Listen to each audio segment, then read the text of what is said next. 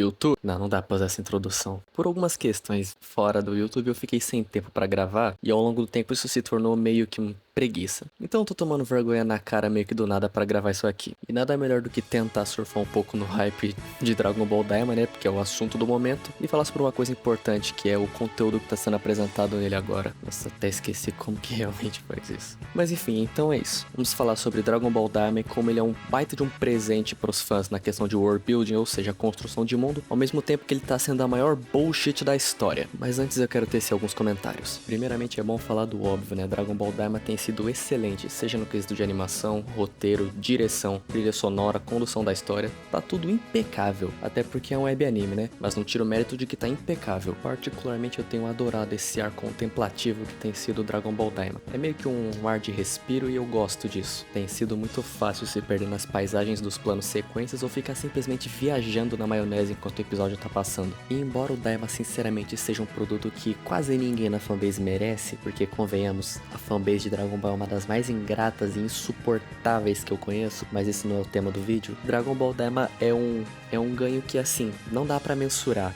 pra Dragon Ball como um todo. Mas como nem tudo são flores, eu tô aqui pra falar sobre o problema de Dragon Ball Daima. Vamos lá, pra quem não manja muito, o termo world building se refere a tudo que engloba o mundo fictício de uma obra. Se trata de apresentar os elementos, tipo One Piece da vida, vai. A maior parte da história é o pessoal viajando, conhecendo a cultura de um lugar, conhecendo o passado, técnicas e etc. Isso é world building, é você expandir e construir a lore do universo da sua obra. E como já é meio que sabido, Dragon Ball nunca foi muito bom com isso não. A construção do universo de Dragon Ball era bem precária. Na verdade, a narrativa era muito mais reativa do que ativa. Pelo menos até um pouquinho do Super. Porque no Super eles tentaram expandir um pouco as coisas. Pra não ser injusto, as sagas anteriores até que exploravam certos aspectos do mundo, como por exemplo a existência dos alienígenas, que meio que virou o foco em Dragon Ball Z. Só que em quase tudo que apresentava era uma questão bem rasa. Um exemplo clássico é o Freeza, simplesmente o ícone vilanesco de Dragon Ball. Não tem um passado, não tem história, não tem uma informação sobre a raça dele e etc, entendeu? Não que necessariamente o Freeza precisasse de um passado pra demonstrar o quão vilanesco ele é, porque o cara é um ícone simplesmente por ser mal. Só que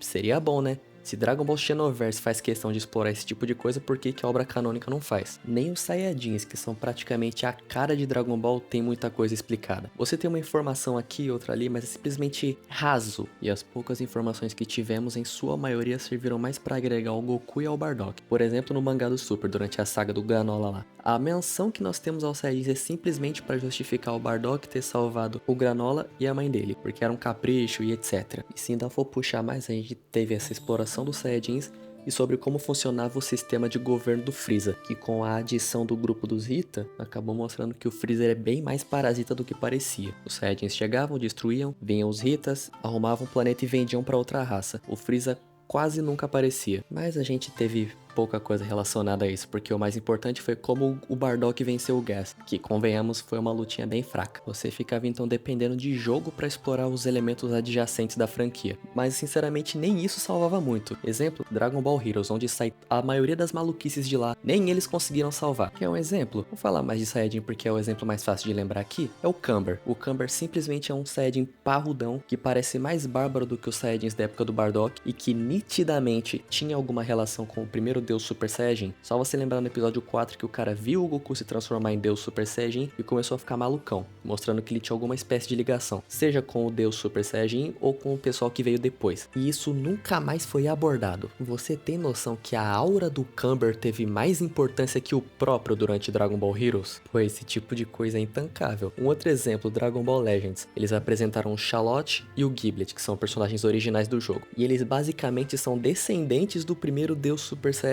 Isto é, eles naturalmente conseguiam se transformar nisso. Naturalmente entre aspas, né? Porque o Charlotte precisou daquele ritualzinho das mãozinhas. Até hoje isso não foi mostrado.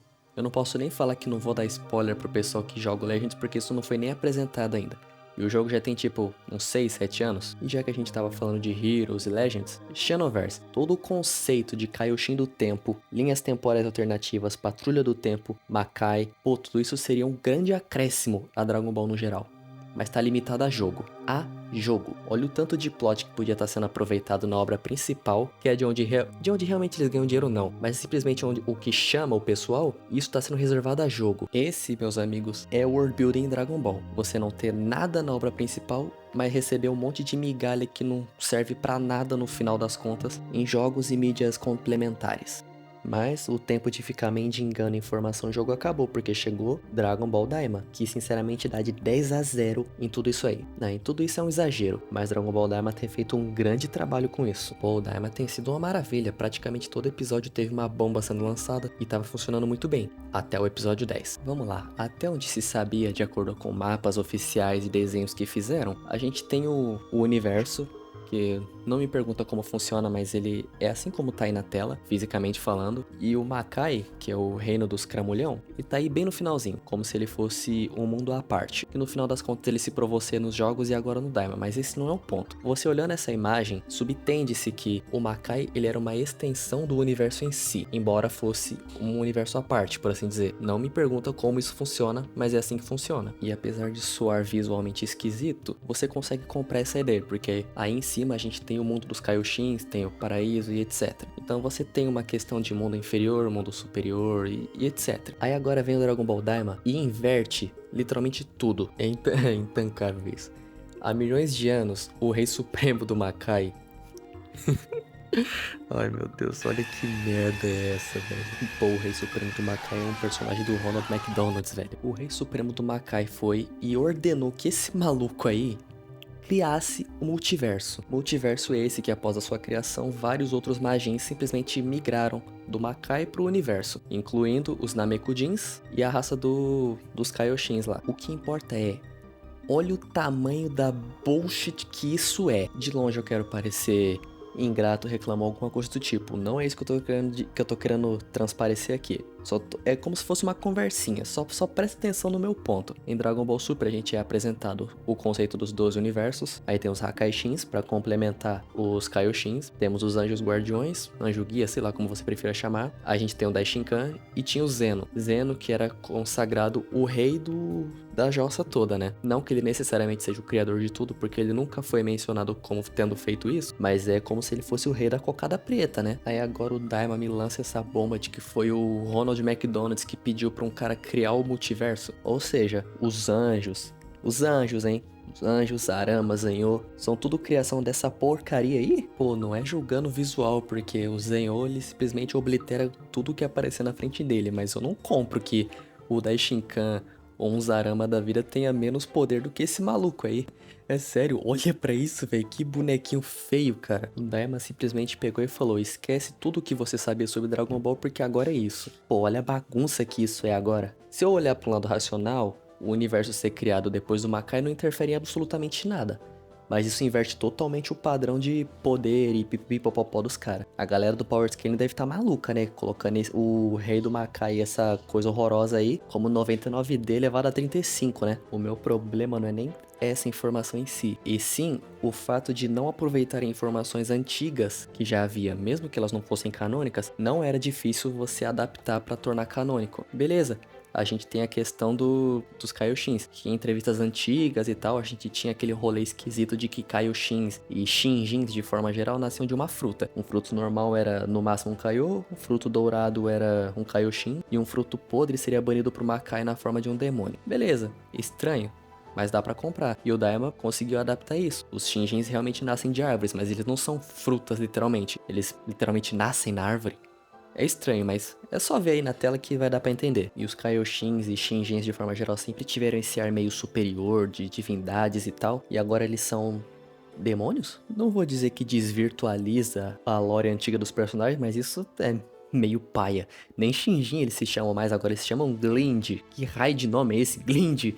Beleza, que é mais um trocadilho com comida, Glind acho que é bolota, alguma coisa assim, mas pô, complicado, hein? E os Kaioshins meio que perderam o que eles tinham de especial, porque agora a ideia é que o Majin Rimos, que é o criador do multiverso, escolheu os Kaioshins a dedo pra supervisionar os 12 universos. Querendo ou não, é uma bagunça meio complicada, né? Porque se antes os jogos, por exemplo, eles se baseavam no que havia de informação sobre o Makai sendo um universo à parte dentro do universo, agora tem que inverter tudo. O que o Xenoverse vai fazer, por exemplo? Agora a gente tem 2 Makais, 4 na verdade, porque o Makai no Daima ele tem 3 seções diferentes, como se fossem 3 universos diferentes. Então agora a gente tem 3 mundos de Majins no Daima e mais o Makai do Xenoverse / Dragon Ball Heroes. Complicou, né? O que acontece com os Kaioshins, que agora são Glind, até os Namekuseidin. Beleza que o Namekuseidin eu até aceito, porque já tinha sido apresentado de que eles eram de outro mundo, outro universo. Só não imaginava que eles eram do Makai, né? Enfim, o ponto do vídeo não é tirar o mérito dessas informações novas que a gente tem no Dragon Ball Daima, porque apesar dos pesares é um ganho muito grande que a gente tá tendo, porque construção de mundo não é o forte. E agora a gente tá recebendo isso com afinco. Mas não dá pra negar também que o Daima tá fazendo uma baguncinha em tudo que a gente sabia sobre Dragon Ball. E narrativamente falando, isso é um problema. Porque agora é um monte de informação antiga que simplesmente não vale. Simplesmente informações que agora vão se contradizer se os jogos futuramente quiserem aproveitar isso. O Xenoverse, por exemplo, eu não acho que vai fazer alguma coisa. Porque o Xenoverse tem o próprio Makai. Se eles tentarem meter o Daima ali, eles estão ferrados.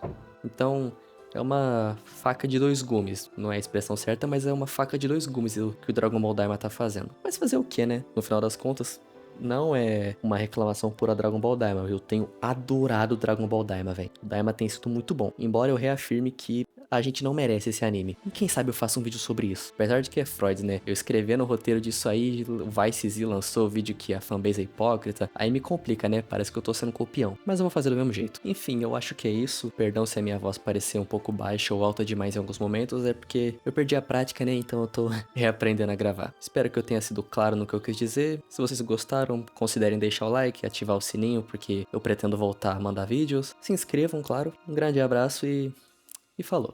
Why don't you say so?